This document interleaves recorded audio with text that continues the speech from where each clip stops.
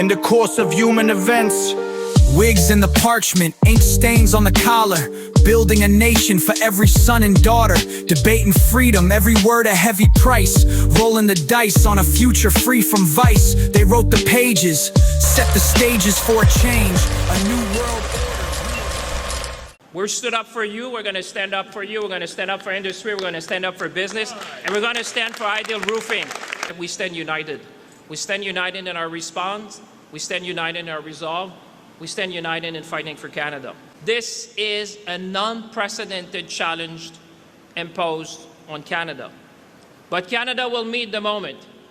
Canadians will meet the moment. And as the Prime Minister has said, we will support our workers, our businesses, and our industry with whatever it takes for as long as it takes. That is the essence of the message this morning, and that's why we are united with you. That's why we'll present the outline of our Canada Strong Responses Plan with targeted countermeasures and a substantive support package for workers and businesses totaling $7.5 billion.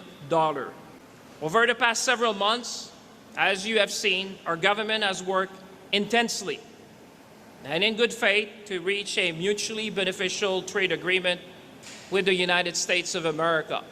But ultimately, the terms proposed by the U.S. administration were uneconomic, unfair, and ultimately unacceptable. They asked too much of Canada and offered too little in return. On August 22nd, the United States of America imposed tariffs on 50% on approximately $28 billion in Canadian goods. Canada must respond, and today we are, in a proportionate, targeted, and strategic way. Today I'm announcing that Canada will match the United States tariffs dollar for dollar, rate for rate. Effective September 8th, Canada will impose counter tariffs of up to 15, 25, or 50% on $27.6 billion in imports from the United States of America. We enter this period from a position of strength, and I want Canadians to have confidence. We have the lowest net debt to GDP ratio in the G7, the second fastest growing economy in the G7, and a AAA credit rating. So in conclusion, when the United States of America asked too much and offered too little, we made a choice. We chose Canada. Welcome back to the 1817 Project. I'm your host, James Bennett, here to have a conversation, not a debate. So today's conversation, in latest news, Canada has officially raised tariffs yet again, is continuously fighting back. It's been an ongoing war, but they are hitting back pretty hard this go around, and they are not backing down. Which, honestly, I don't blame them, because if it was happening to us, we would pretty much do the same thing. Now, sadly, because Trump is pushing for this tariffs, which, yes, there are some good things about tariffs. It's more or less 60-40.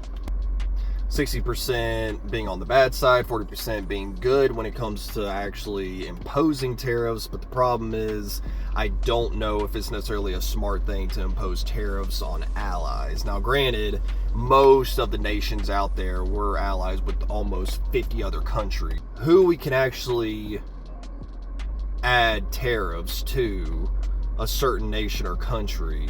The list is very small when it comes to enemies. There's really only 3 big players that we should only technically add tariffs to, which I believe some tariffs are still in place for those nations, for those countries, but it's China and Russia. North Korea, yes, North Korea's, economy and market size is basically nothing. So putting tariffs on them, which I'm pretty sure we already have tariffs on them, is almost pointless.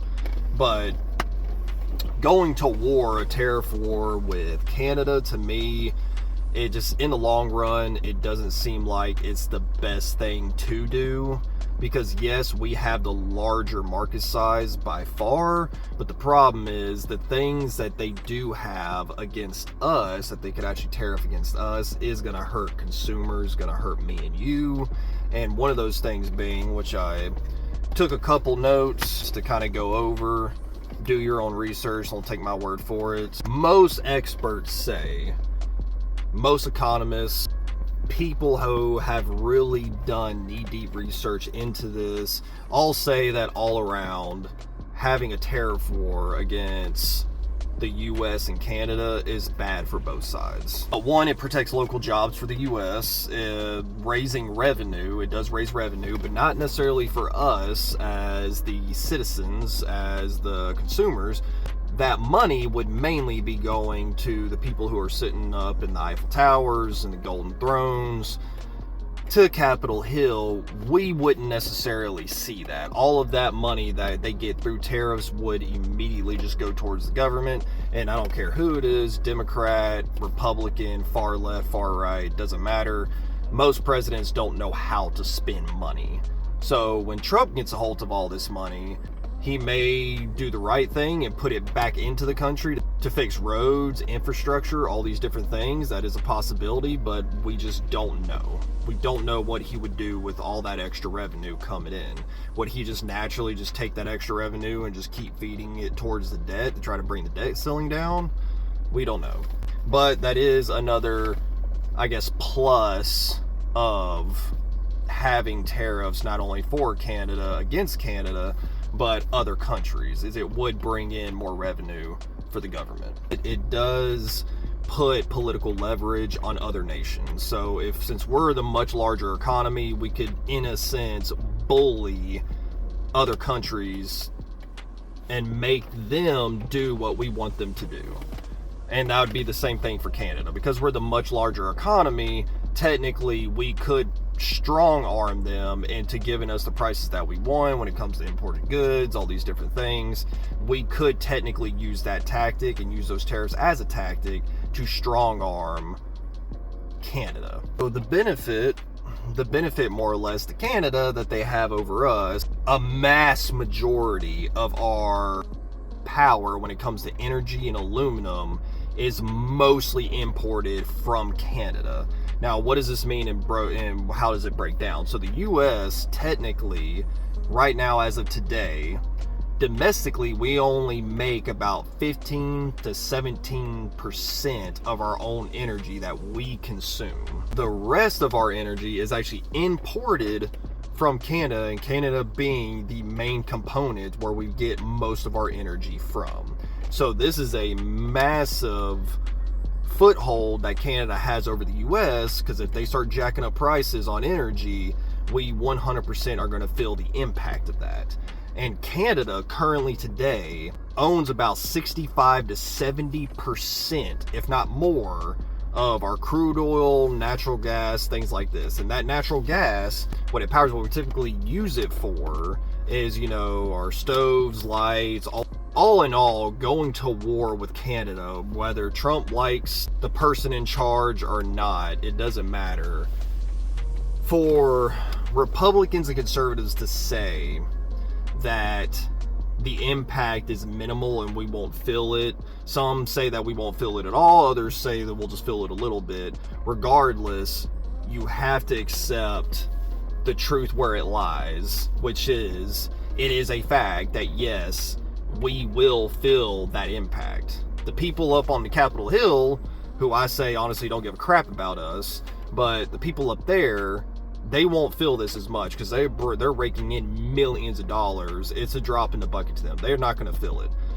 People like us, normal everyday citizens, we will feel it 100%. Other side of the tariffs, it would protect U.S. jobs. Yes, technically we would be bringing in more money off of these tariffs, but we wouldn't see that. We wouldn't feel that impact in our own lives. Me, you, we wouldn't really feel that, right? Because all of that money goes straight to them. We see none of it. Now, granted, like I said, with that money, once it's been received through all these tariffs and things like that, if we had a sitting president that was all for the people, by the people, and that's how our government, our nation was founded, that's how it should be run, then technically that money that comes in should impact us in some way, whether it's bringing down overall prices in goods, whether it be housing, whether it be fixing our roads, infrastructures, if it would be, making new buildings, all these different things, then sure, a lot of people would be able to see that as a good thing. But as of yet, we haven't necessarily seen this massive impact on a personal level, on an individual level, that these tariffs were supposed to have per Trump.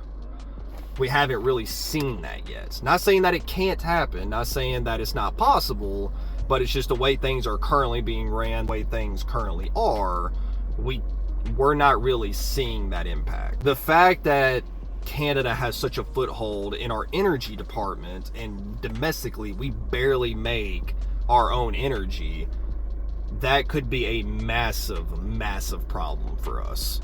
If they didn't have that foothold, then sure, long term, we could win in a tariff war. Is it worth our suffering? And if it is, what is the benefit? Like, what are we going to see out of it? Every average day Americans, we see this and we just ask the question, what is it actually going to look like? What is it going to do for us? Because everything that I have researched so far, it only benefits the government itself, not necessarily the nation, if that makes sense. It only benefits governmental structures, governmental employees. It only benefits Capitol Hill. It only benefits them. It doesn't benefit us as civilians living in our states that we currently reside in. But it could, depending on how the money, that extra money that comes in, is actually used. This is the 1817 Project, coming to you in this pre-post-apocalyptic nation of ours that I do believe we are heading in that direction. But I will continue to report and to do more research and to continue to deep dive into all the political discussions. Leave your comments down below. Hopefully when we reunite, it won't be in a post-apocalyptic nation. Stay tuned.